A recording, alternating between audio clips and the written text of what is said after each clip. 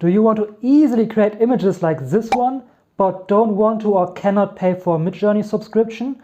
Then this video is for you, because I will show you how to use BlueWillow, a completely free Midjourney alternative with unlimited generations and full commercial usage rights.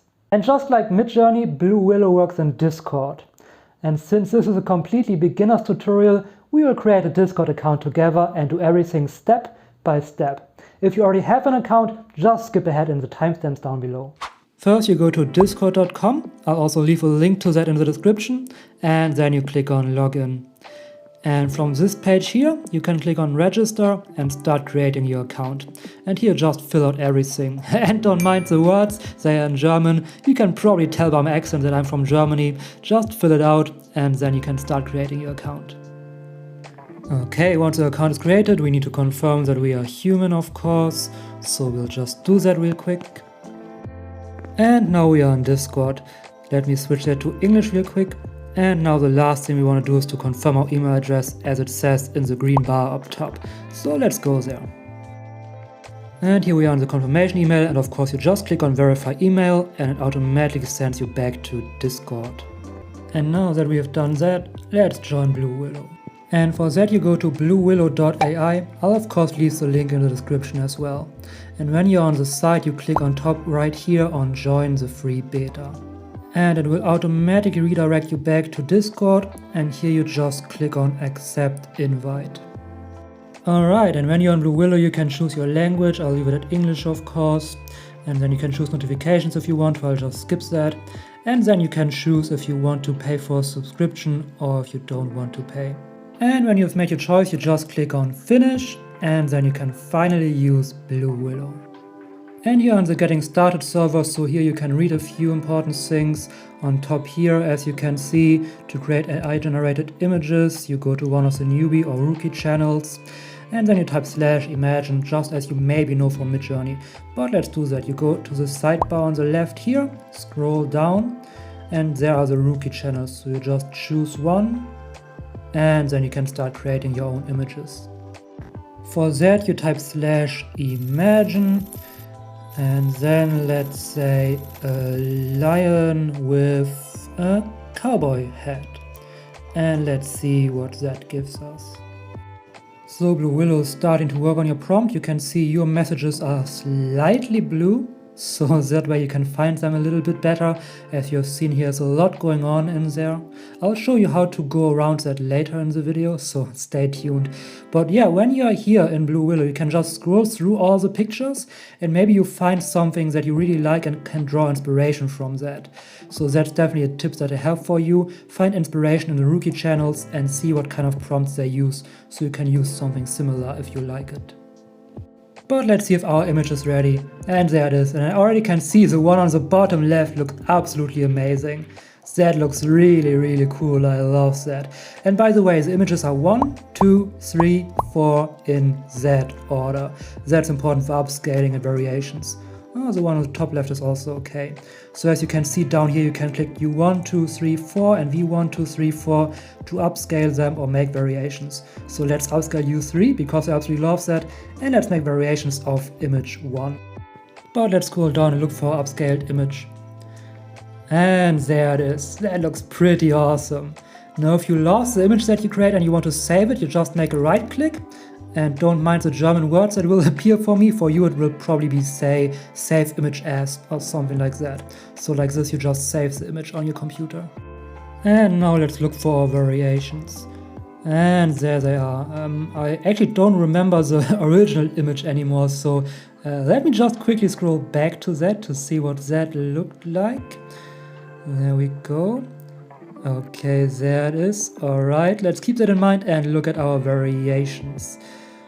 Alright, well, the background changed a bit. Aside from that, I'm not 100% sure if I really like these variations more than the original image. But yeah, anyways, this is how you can create variations. Just click on the V1, 2, 3 or 4.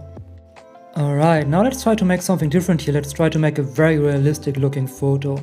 So I know from Midjourney you just need to type photo of, so let's try it here as well. So /imagine, and then we type photo of, let's say a young woman with a cute smile and long black hair.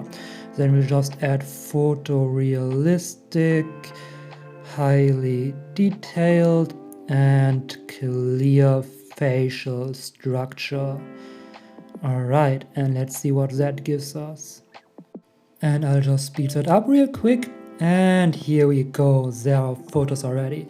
And I think that's pretty good. Let's have a closer look at them. Yeah, I especially like the one on the top left. The background there is pretty good.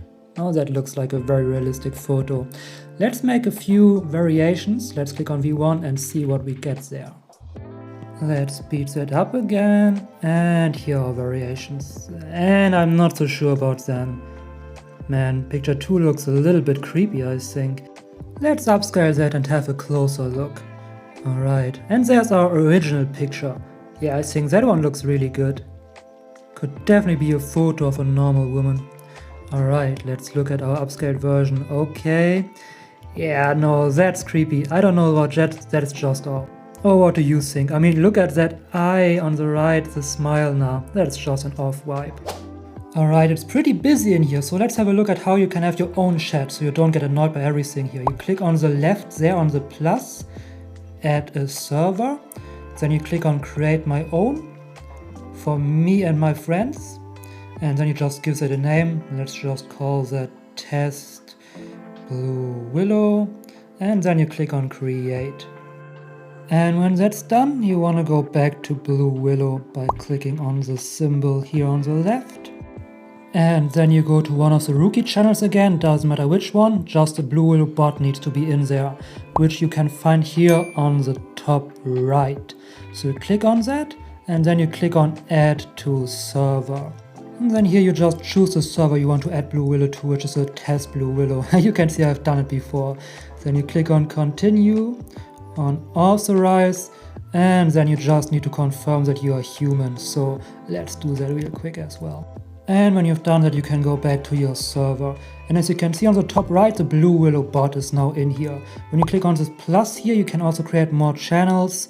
So text channel, I don't know, let's call that clip art for now. Create channel. And like this, you can bring a little bit order in your art creations. So let's test how that works with the bot for ourselves.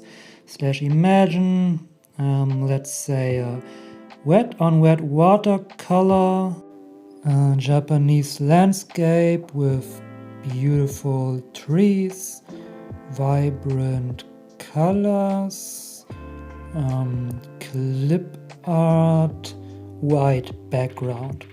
And let's see what we get there. And this is not what I expected at all, to be honest, but I'm very used to Midjourney, so as you can see I'm kind of a rookie with BlueWillow myself. So let's try different variation. /imagine, paste in the same.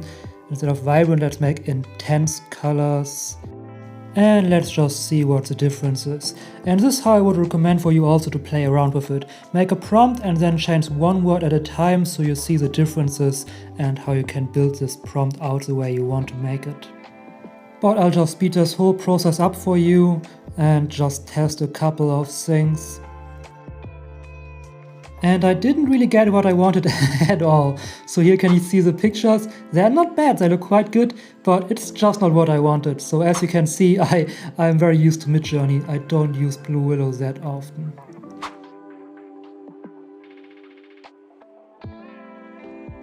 And this is how you can use BlueWillow as a complete beginner. As you have seen, I'm not very versed with BlueWillow myself. So if you have any tips or tricks how to use BlueWillow better, please let me know in the comments down below. And I'll see you in the next video right over here.